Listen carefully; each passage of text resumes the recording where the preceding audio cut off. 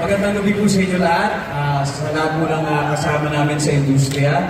Magandang gabi at congratulations din sa mga napanalunan nyo ngayong gabi. Ako din, gusto ko lang pong sabihin na sobrang malapit po sa puso ko yung pinikulang Seven Sundays. Kasi it talks about family. Sa tingin ko yun isa sa pinakamahalagang bahagi ng buhay ng isang tao, ang pamilya.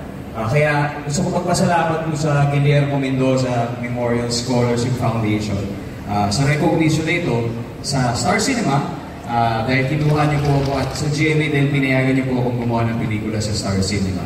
And alam niyo, as much as I value this, I also value the process of making films. And siguro napapanood lang natin yung end result, napapanood natin yung pelikula na mismo, pero masaya po yung nangyayari sa likod ng camera, masaya po yung nangyayari sa set.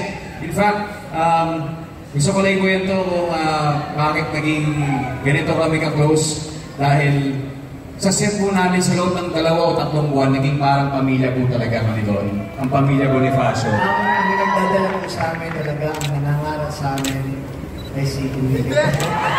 Siya po rin tuturo sa amin ng kabalitan na lahat ng dapat natin gawin.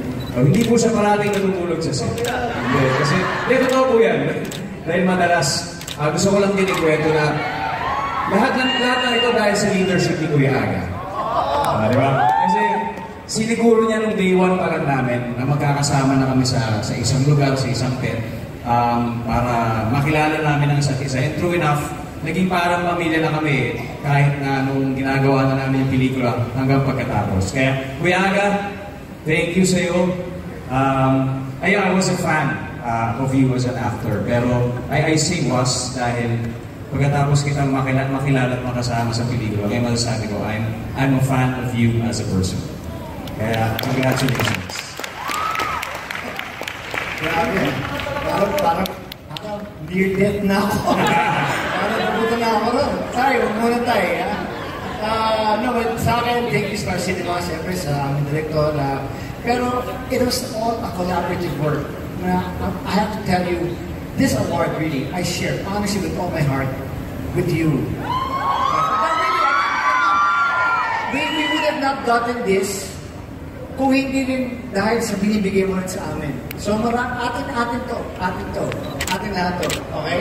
Bro, hawa mo na rin to. Nandito si Cha kanina. Ayan. So maraming salamat din sa inyo lahat, sa Guillermo. Maraming salamat. Tingdong. Kaya na rin ako sa inyo, pero ito totoo talaga. Lahat na ito para sa aking pamilya, sa aking asawa ng Dito, sa aking